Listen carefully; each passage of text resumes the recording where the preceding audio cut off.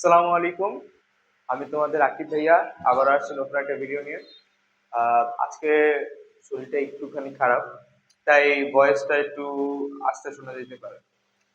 তো আমরা যেরকম আমাদের ভিডিওটা করতেছিলাম যে আমাদের একটা সিরিজ টাইপের বানাচ্ছিলাম, যে নিউটনের মেকানিক্স এর টাইপ ভিত্তিক ম্যাথ গুলা। তো ওই যে পুলির যে ম্যাথ, পুলির আমরা টাইপ 3 নিয়ে আসি। আমরা টাইপ 1 করছি, টাইপ 2 করছি, তারপর হচ্ছে টাইপ 1 2 এর পর হচ্ছে তোমার আহ, একটা মনে হয় তোমাদের এইচডব্লিউ দিয়েছিলাম। আশা করি তোমরা পারছো, যদি হচ্ছে আমার আগের ভিডিওগুলো দেখো তাহলে ওইটা পারার কথা। এখন টাইপ 3টা আমাদেরকে বলা যায় যে সবচেয়ে ইম্পর্টেন্ট।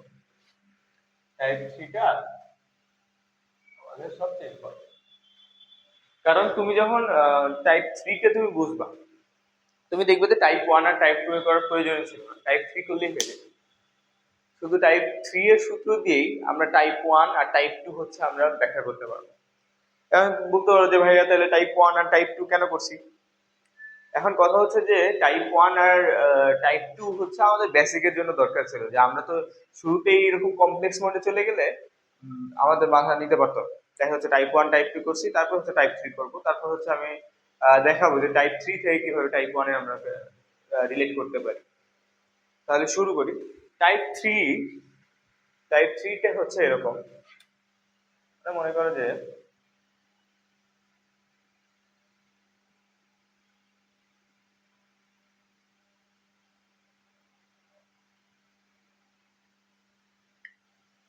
এরকম টাইপের ইসে আছে, এইখানে আমি একটা কপি কল বসাই বা পুলি যেটা বলো, এখানে এইভাবে বসাই। এই জায়গায় আমি একটা বস্তু দিয়ে দিলাম, যেটা কিনা হচ্ছে যারা সুতাটা আমি আলাদা করে দিতেছি। এখানে আমি আরেকটা বস্তু দিচ্ছি।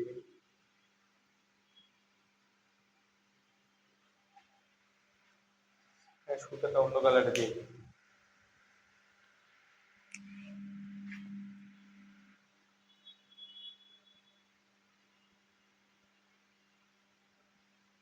ঠিক আছে, মনে করি এরকম অবস্থায় আছে। আর তারপর হচ্ছে এখানে এই ভূমির সাথে উৎপন্ন কোণ এখানে আলফা, এখানে ভূমির সাথে উৎপন্ন কোণ বিটা। মনে রেখো এই টাইপ 3টা তুমি বুঝলে আমাদের কিন্তু ঘর্ষণের পার্টও শেষ হইতেছে। পুলি করতেছে মানে শুধুমাত্র পুলি না, এর মধ্যে থেকে আমাদের ঘর্ষণের কিছু পার্ট আমাদের শেষ হইতেছে।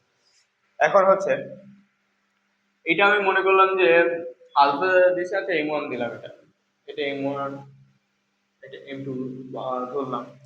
M1 M2 মনে, তাহলে আমি কাউকে বাড়াইতে হবে, ধরো হচ্ছে M1 এ বাড়াইলাম। মনে করো যে M1 greater than M2 হলো।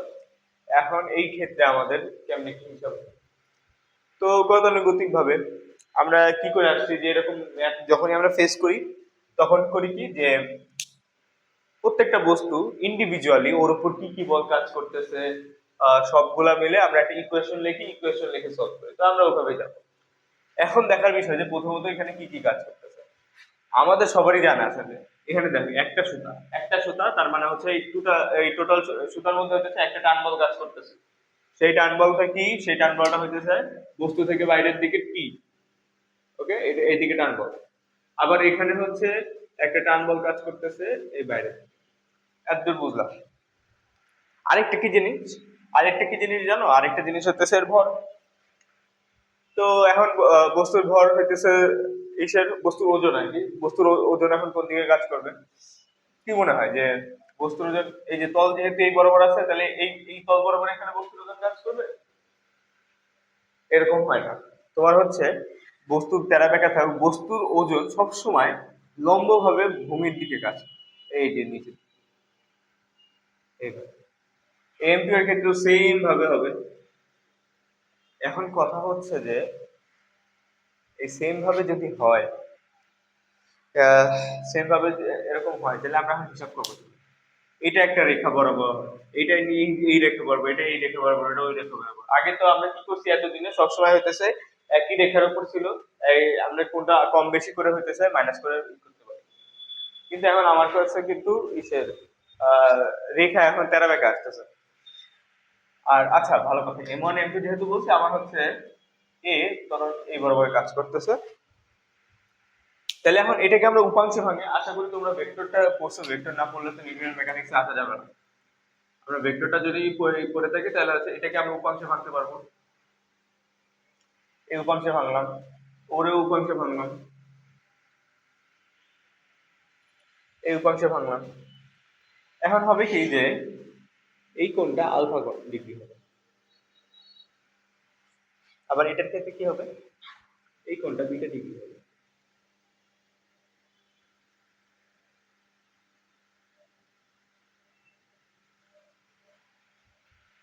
এখন তোমার সরল মনে একটা প্রশ্ন আসবে যে ভাই আপনি লিখলেন কিভাবে, বিটা আসলে কোন জায়গা থেকে, আলফা আসলে কোন জায়গা থেকে, আপনি আমরা ধূপধাপ লিখে দিলেন, আমরা কি মানবো? আমরা মানলাম না, ঠিক আছে। আমি আমি যেহেতু লিখছি অবশ্যই এখন একটা রিজন আছে, আমি আর দিব, প্রমাণ দিচ্ছি। আচ্ছা, এর জন্য আমরা একটা সাইডে সাইডে একটা ত্রিভুজ আঁকি। মনে করো যে একটা সাইডে আমরা চিন্তা করি, মনে করো যে একটা সাইড যদি আমি চিন্তা করি যে একটা ত্রিভুজ ধরলাম, ঠিক আছে, যার মধ্যে যে ওটার মতো একটা বস্তু, যার মধ্যে এখানে একটা বস্তু এটা আছে। এখন বস্তুর ভর যদি ঠিক ধরো এই এই বরাবর কাজ করে, উপাংশে ভাঙলাম আমরা যে, এখন দেখো এই জায়গা মনে করো যে গামা ধরলাম, গামা গামা কম। এখন এইটা যদি গামা হয়, এখন আমি যদি এইটাকে আমি টানি, দাঁড়াও দাঁড়াও দাঁড়াও, দেখো দেখো দেখো, খেলা বুঝবা, এখনই জিনিসটা বুঝবা। এইভাবে আমি টেনে নিচে করে, আচ্ছা আমি অন্য কালে দুইটা কালি করাতে মিক্স হয়ে যাচ্ছে, দাঁড়াও, মানে বোঝা যাইতেছে না এক কালি হওয়াতে। এখন যদি মনে করো যে এইখান থেকে এই বরাবর আমি দাগ দিলাম, ঠিক আছে, বাতো এইভাবে এইভাবে দাগ দিচ্ছি, আর এটা এইভাবে দাগ দিলাম। এটা আমি আমি কিন্তু একই জিনিস কল্পনা করতে পারবো, কথা বুঝতে পারছো? যে মানে এই রেখাটা এর উপর আছে, তুমি চাইলে কল্পনা করতে পারো, এটাতে কোনো ইসে ক্ষতি নেই। আবার চাইলে মুছে আমি ওভাবে আঁকে দিতে পারি, তাহলে আর কি কনফিউশন থাকবে না। একবারে সুন্দর মতো ই করে দিচ্ছি, এই যে, ঠিক আছে। এখন মনে করো যে এই যে বস্তুটা আসলো, এই বস্তু বুঝলাম ওর হইতেছে এই, এটাই করে দিই, নীল কালিটা শেষ হয়ে গেছে, বুঝছো? তাহলে আরো সুন্দর করে গুছাই করা, এই মনে করো এইটাই বরাবর, আর হচ্ছে মানে ওর যে ভরটা এই এই বরাবর কাজ করতেছে, আর এই যে এইখানে এই বরাবর আরেকটা কি কাজ করতেছে, আরেকটা ঠিক আছে। আশা করি এখন বুঝতে সুবিধা হবে। এখন কথা হচ্ছে যে তাহলে জিনিসটা কি হবে, আমরা যদি এটা গামা ধরি, এটা যদি গামা হয়, আমাদের এটা 90 ডিগ্রি না, একদম সোজা লম্ব বরাবর নামছে ওয়েটটা, সোজা লম্ব বরাবর হলে এটা 90 ডিগ্রি, এটা গামা হলে এটা 90 ডিগ্রি, হলে ত্রিভুজের তিন কোণের সমষ্টি কত, 180 ডিগ্রি।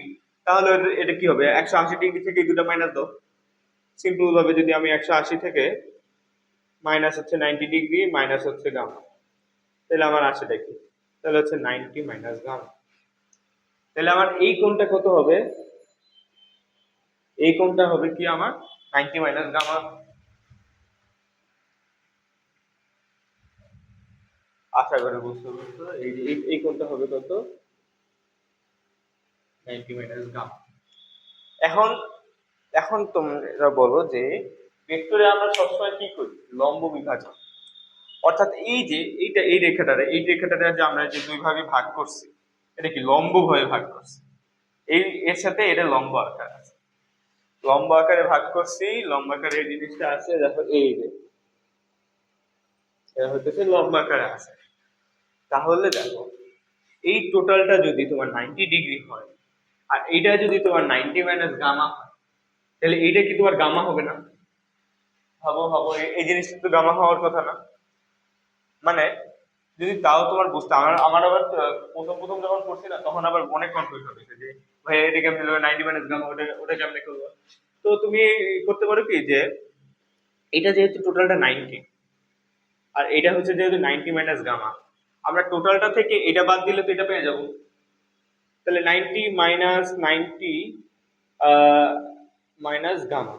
ঠিক আছে, তাহলে এখান থেকে আমরা কি পাই, এই মাইনাসটা করে দিলে 90 90 কাটা, মাইনাসে মাইনাসে শুধু গামা। আশা করি এখন বুঝতে পারছো। তাহলে আমার এই কোণটা কত হবে, এই কোণটাও হবে গামা, এইটা গামা হলে এটাও গামা। তাহলে এখন তোমরা বুঝতে পারছো যে এই যে এইটা যদি আলফা হয় তাহলে এটাও আলফা, তারপর হচ্ছে এইটা যদি বিটা হয় এটাও বিটা।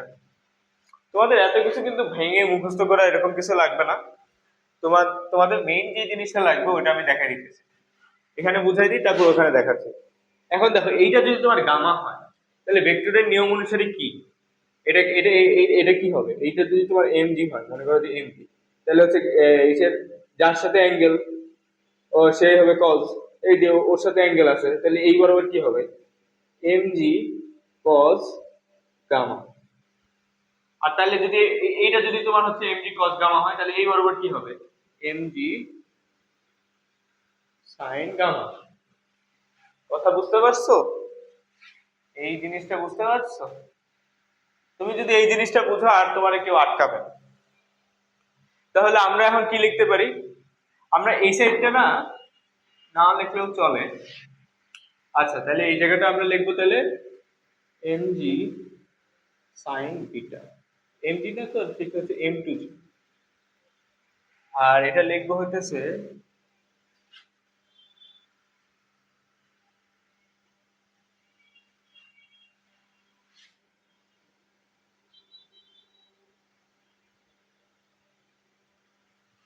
m1g sine alpha. তাহলে এতক্ষণে যে আমরা কাঠখড় পড়াইলাম, আমার মূল পাওয়ার যে জিনিসটা এইটা হচ্ছে m2g sine beta m1g sine alpha. তাহলে এখন বলবো যে ভাই আমরা এত ডেরিভেশন এই এত কিছু মুখস্থ করবো কিনা।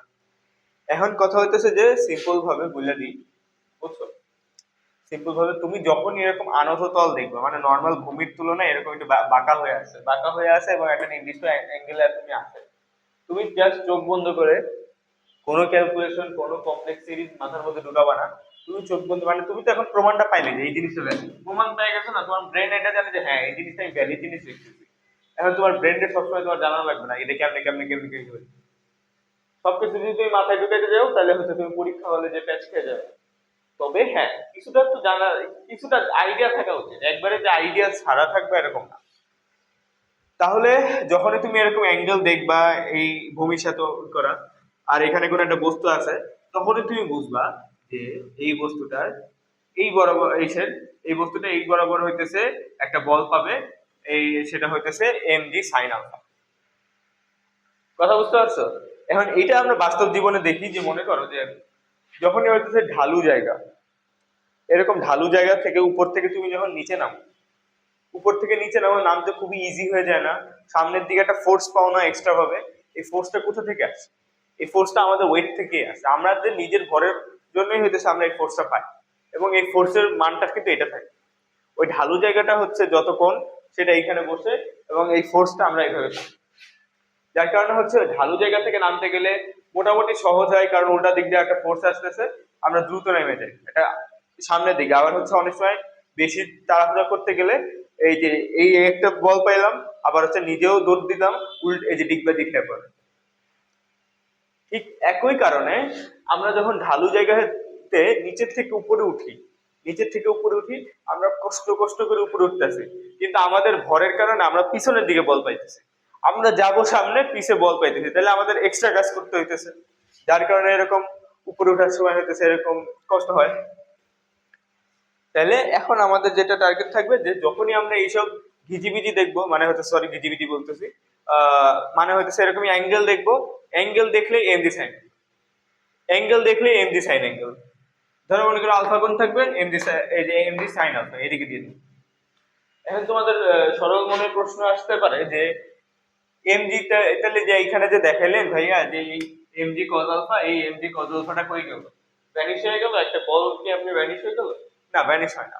এখন কথা হচ্ছে যে এই এমজি কজ আলফাটা এই যে তোমার নিচের দিকে এখানে যে আছে, ওর জন্য বিপরীত দিকে ভূমি ওকে একটা আর বলতো। আর কি বলো তো, আরটা কি?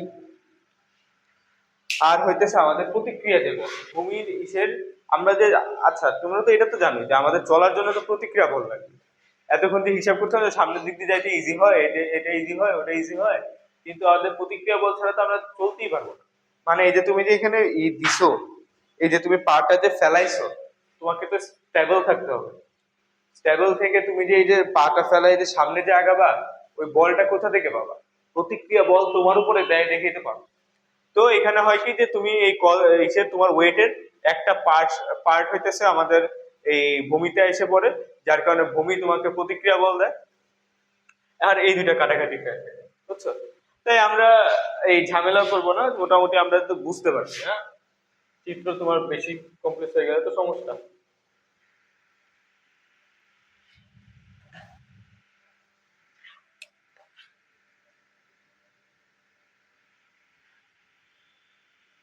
তাহলে এই জিনিসটা বুঝতে পারতো, নর্মালি আমরা যখন হাঁটি আমাদের ওয়েটের পুরো অংশটা আমাদের ভূমিরে আমরা দিতেছি, আর ওর জন্য প্রতিক্রিয়া বল পাইতেছি।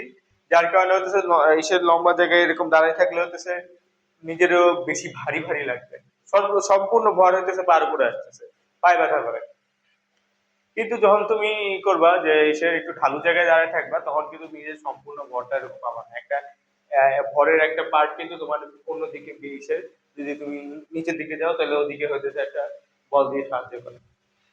তাহলে এখন তো বুঝতে পারছো যে কেন ঢালু জায়গায় কোন একটা বস্তু রাখলে গড়ায় গড়ায় পড়তে থাকে, কেন পড়তে থাকে? এখন তো আশা করে বুঝতে পারছো। আবার অনেকে বলে যে ঢালু জায়গায় রাখছে কিন্তু পরে নাই। কারণ কি? কারণ ওই যে ঢালু জায়গায় যে ওর রাখছো, এখন ওর হইতেছে একটা ফ্রিকশন আছে না, ওর হইতেছে ঘর্ষণ দিয়ে আটকায় আছে। যখনই তুমি এরকম ঢালু করবা, যত বেশি ঢালু হবে, এই দেখো এখানে আলফা M1G সাইন আলফা, অর্থাৎ ওর যদি ভর বেশি হয় তাহলে এইদিকে বল বেশি পাবে। ওর সাইনের মান আমরা কি জানি যে সাইন 0 ডিগ্রি থেকে 90 ডিগ্রিতে যত তুমি কোণ বাড়াবা তত সাইনের মান বাড়তে থাকবে, এবং 90 ডিগ্রিতে সর্বোচ্চ 1 হয়ে যায়। তাহলে হইতেছে তুমি যত বেশি ঢালু করতে থাকবে তখন ওর ওই যে বলটা বেশি পাবে। তাহলে একটা সময় হচ্ছে ঘর্ষণ বলের চেয়ে বেশি বল যখন পেয়ে যাবে, তখন এটা পড়ে যায়। এরকম ভাবে ফিজিক্সকে বাস্তব জীবনের সাথে রিলেট করবা, তাহলে দেখবে যে ফিজিক্স একেবারেই সহজ। আর আমার এই জিনিসটাই বেশি মজা লাগে, আমরা বাস্তব জীবনের সাথে রিলেট করে দেখে মোটামুটি একটু মাথায় টাথায় থাকে। তোমরা এরকম ভাবে রিলেট করার চেষ্টা করবা। আহ বেশ গরম পড়ছে কিন্তু আজকে পুরো সারাদিন ধরে এরকম খাটাখাটি করতে করতে মানে গরমে শেষ। তার উপরে এই গরমের মধ্যে হাঁটছিও, খুবই গরম। আর তার উপর মজার ব্যাপার, মাত্র আমি গরুর গোস্ত দিয়ে ভাত খেয়ে আসছি। গরমের উপর আরো গরম। এসি লাগবে, এসি। এই রুমে একটা এসির ব্যবস্থা করা দরকার। আচ্ছা, এখন আমরা পড়ায় ফেরত যাই। তাইলে হচ্ছে আমরা কি কি পাইলাম যে এই বস্তুর উপর কি কি কাজ করলো, এই বস্তুর উপর কি কি কাজ করলো। আশা করি এই জিনিসটা বুঝে গেছো, তাহলে আমি এই জিনিসটা মুছে ফেলবো।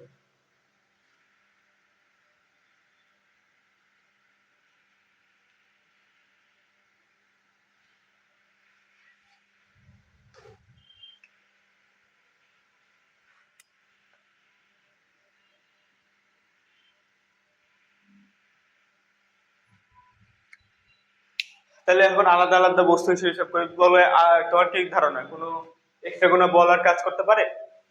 আমরা যতটুকু করছি এখন বলতে আর এক্সট্রা কোনো বল নেই। যদি আমরা ঘর্ষণে জাস্ট কি হয় জানো, এই সবকিছু সেম, খালি এক্সট্রা ভাবে উল্টা দিকে একটা ঘর্ষণ কাজ করে, এই জাস্ট এক্সট্রা ভাবে একটা বল কাজ করলো। আচ্ছা, তাহলে এইটার জন্য আমরা কি কি কাজ করতে পারি? এটার জন্য আমরা প্রথমে নেই M one.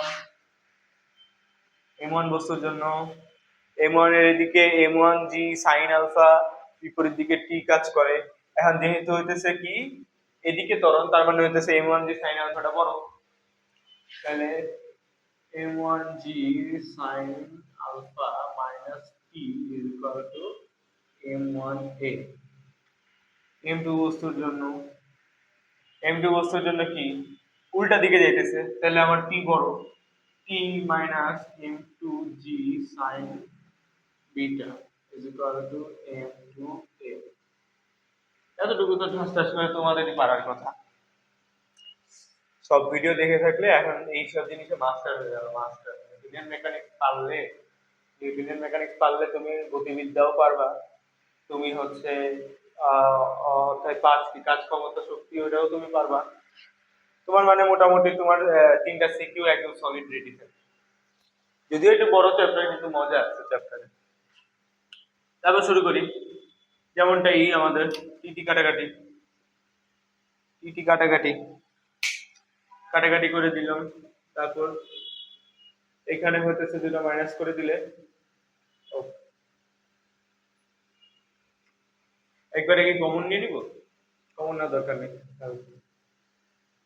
m1 g sin alpha minus m2 g sin beta is equal to m1 plus m2 a। তাহলে এর আমরা এই দেখি a is equal to m1 g sin alpha minus m2g sin beta divided by m1 plus m2 পাই গেলাম। খুব বেশি কঠিন লাগতেছে? ওই M G sine theta M G T চলতে খুব বেশি কঠিন লাগতেছে? শুরুতে কঠিন লাগলেও কিন্তু পরে গিয়ে কঠিন লাগবে না। এখন তোমার আমি একটা জিনিস কি বলছিলাম মনে আছে, যে এই টাইপ 3 হইতেছে টাইপ 2 আর 1 এর কাজ করে দিতে পারে। আসো দেখি। 2 2 এরটা খুবই কম, 1 এরটা বেশি কাজ করে, মেইনলি 1 এরটা। টাইপ 1 এ আমরা কি দেখছিলাম, যে এখানে একটা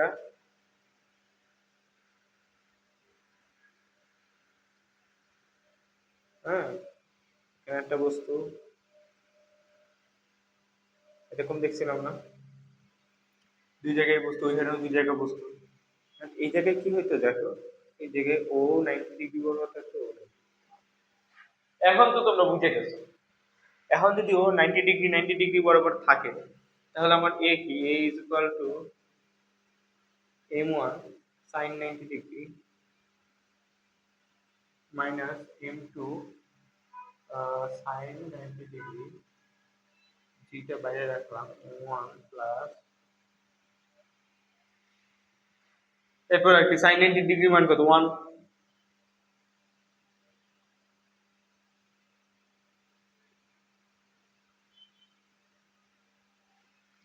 মিললো? মিলে গেছে না? এরকম ভাবে সবকিছু মিলে যাবে। এগুলো জানার জন্য জাস্ট তুমি যদি, আমি আমার কথা হচ্ছে তোমার তো মুখস্থ করার দরকারই নেই, কিচ্ছু মুখস্থ করা লাগবে না। তুমি খালি আমি যেভাবে বলছি ওইভাবে তুমি করে দাও, যেভাবে তোমাকে আমি বলছি তুমি খালি এই প্রসেসটা দেখবা যে আমি কোন প্রসেসে আগাই। তুমি ম্যাথের ক্ষেত্রে এই প্রসেসে আগাবা, জিনিস একেবারে ইজি। জাস্ট দুইটা ইকুয়েশন দিবা, যোগ করবা, টি কাটাকাটি হয়ে যাবে, বের করে ফেলতে পারবা। এখন এটার জন্য আমি আলাদা করে আমি টি বের করলাম না, এটা ঝামেলা, অনেক অনেক ঝামেলা। তোমরা জাস্ট এই এ বের করে, তোমার যদি মান দেওয়া থাকে, তাহলে এ বের করে এইখানে তুমি বসায় দিয়ে টি বের করে ফেলতে পারবে। আজকে এখন তো তোমাদের জন্য এটা বাচ্চা দেখবে। আশা করি যে পুলির এগুলো বুঝতে পারছো। দেখি আমি পুলির কিছু কমপ্লেক্স ম্যাথ আনতে পারি কিনা, ঠিক আছে?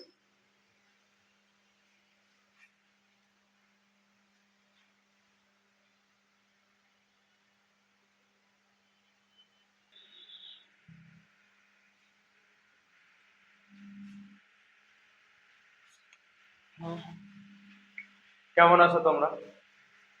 নতুন ম্যাথ কিন্তু নিয়ে আসছি। এই এরকম জিনিস কখনো দেখছো? আমিও কখনো দেখিনি। আসো দেখি এটা দিয়ে কি কি করা যায়। যেহেতু এতক্ষণে আই করে আসছি, এটা আমাদের পুলির লাস্ট, একদম লাস্ট। এরপর পুলি বাই টাটা, পুলি আর পুলি নিয়ে আর কোনো মারামারি নেই। আমরা দেখো এখানে কয়টা বক্স, 1 2 3 4 চারটা box। আমরা এতক্ষণে দুইটা দিয়ে করছি, তিনটা দিয়ে করছি, চারটা দিয়ে কখনো করিনি। সবচেয়ে কমপ্লেক্স। ও বাহ, শুরুতেই কালি চলে গেল। ম্যাথ মিলাইতে পারবো তো? কালি চলে গেল। আচ্ছা, ধরে নাও যে এটা m1, এটা m2, m3 ধরলাম, m4 ধরলাম,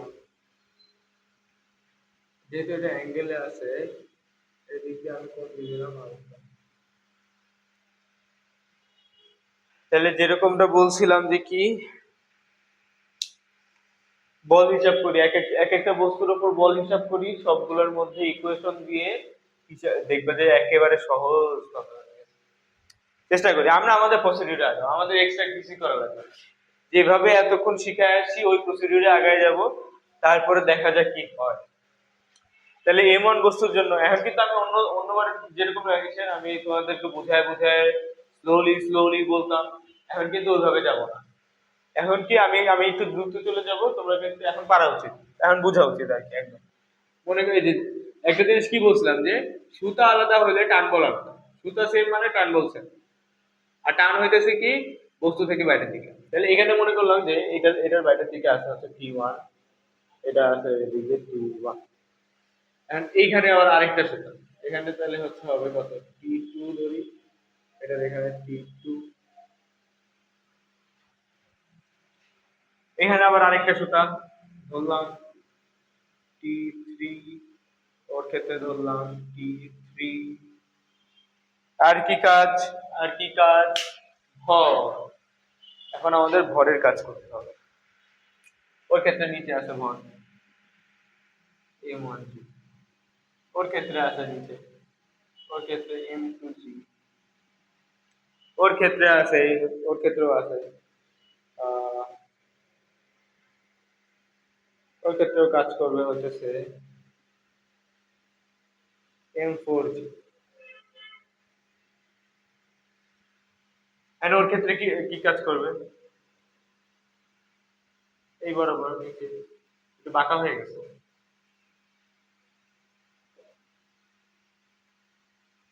এই বরাবর নিচে M3G। এখন কথা হইতেছে কি যে আমাদের তো এমনি চলবে না, সব একটা রেখার উপর এটা নিয়ে ঝামেলা বাঁধে যাচ্ছে। তাহলে চলো এটা এটা আমরা একটু আগে কি শিখে আসছি, এরকম দেখবো, আনত তল দেখবো, এদিক ওদিক তাকাবো না, অন্যান্য কোনো চিন্তা করবো না, সিম্পল ভাবে হিসাব। এই আনত তল বরাবর হইতেছে ওর থাকবে কি এম কত, এটা 3 M3G সাইন, আর আমাদের কি কোনটা কত আলফা, তাহলে আলফা। ঠিক আছে, সবগুলা তো বল শেষ, এখন হিসাবে এই হিসাবের পালা, সবার হিসাব করা হবে, কেউ বাদ যাবে না। M1,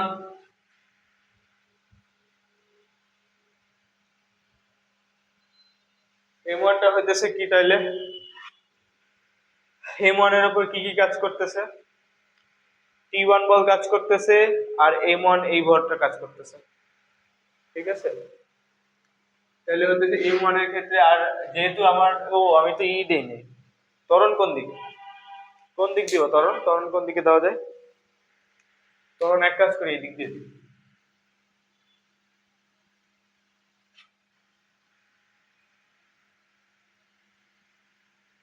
ঠিক আছে, এরকম ভাবে দিয়ে দিলাম ত্বরণ।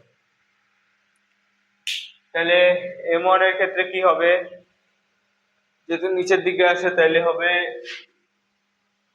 M1G minus T1 is equal to M1A। M2 এর জন্য M2 এর উপর কি কি কাজ করতেছে, নিচের দিকে T1 আর উপরের দিকে T2, আর ওর ওর তো নিজের ভর নিচের দিকে কাজই করতেছে, যেহেতু নিচের দিকে যাইতেছে তাহলে M2G প্লাস T1, যেহেতু এটা নিচের দিকে কাজ করবে, আর এটা হবে minus T2 is equal to M2A। বলতে পারো যে ভাইয়া তাহলে এটাও যোগ করে দেন, কিন্তু এইটার যে জিনিসটা না এই টান বলের মধ্যে চলে আসে, টান বলের মধ্যে এই জিনিসটা চলে আসে, তাই আমাদের আলাদা করে আবার নিচেরটা লেখা লাগবে না। M3, M3 এর উপর এখন কি কি কাজ করতেছে, ওরে ওই দিকে টানে T2, এই দিকে টানে T3, আবার কি জিনিস টানে ওর ভরের উপাংশ। তো ত্বরণের দিকে তাহলে লিখবো হচ্ছে T2 minus T3 minus M3G sin alpha. M4 এর জন্য লিখি M4 এর উপর কি কাজ দিচ্ছে সিম্পল ভাবে M4 আমাদের নরমাল মানুষ ওর নিচের দিকে M4G কাজ করছে উপরে হইতেছে তোমার এই যে এটা দুইজন ভাই যেটার উপরের দিকে কাজ করছে তাই হইতেছে T3 minus M4G equal to M4K সুন্দরভাবে খালি যোগ করে দিবা সমীকরণ ই করবা আর যোগ করে দিবা এছাড়া কোনো কাজ নাই যোগ করার সময় তাহলে আমরা কি কি দেখি plus minus T1 plus T1 কাটা মাইনাস T2 প্লাস T2 কাটা মাইনাস T3 প্লাস T3 কাটা সবটি কাটা সবটি কাটা হয়ে গেলে কি থাকে থাকেটা কি M1G plus M2G minus M3G sin alpha minus M4G is equal to সব যোগ M1 plus M2 plus M3 plus M4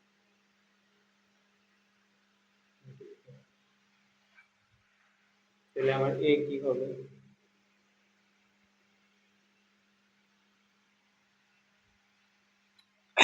A হবে হচ্ছে M1 plus M2 minus M3 sin alpha minus M4 divided by হইতেছে M1 plus M2 plus M3 plus M4 আর এই কর্নারে হচ্ছে G ভুলে যাও না দেখে খুব কমপ্লেক্স মনে হলেও কিন্তু প্রসেসটা খুবই সহজ না আমরা এখন থেকে নিউটনের মেকানিক্সের যে কোনো ম্যাথ আসুক না কেন আমরা খালি ভাঙবো ভেঙে ভেঙে হইতেছে দেখবো যে এটা এরপর কি কি বল কাজ করতেছে প্রত্যেকটা বস্তুর উপর আলাদা আলাদা বল কাজ করা দেখবো এবং হইতেছে এক একটা করে বস্তু ধরবো এভাবে করে সমীকরণ লিখবো সমীকরণ লিখে যোগ করে দিলেই এ বের হয়ে যাবে আর এ বের হয়ে গেলে আমার বাকি সব বের করা সম্ভব এ বের হয়ে গেলে এক নম্বরে বসো T1 বের হয়ে যাবে T1 টা সহ তারপর 2 নম্বরে আসো এটা T2 ও বের হয়ে যাবে এখানে T3 ও বের হয়ে যাবে ইজি ইজি একদমই ইজি আমাদের পুলি ইনশাআল্লাহ এখানে শেষ হয়ে গেল নেক্সট আমি অন্য কোনো টপিকের উপর আনতেছি ইনশাআল্লাহ নিউটনের মেকানিক্সেরই হয়তো থাকবে আশা করি ভিডিওটা ভালো লাগছে কোথাও কোনো ভুল ত্রুটি হলে আমাকে ধরাই দিও কমেন্টে জানাও কেমন লাগলো তোমাদের ক্লাসটা সবাইকে ধন্যবাদ এবং আসসালামু আলাইকুম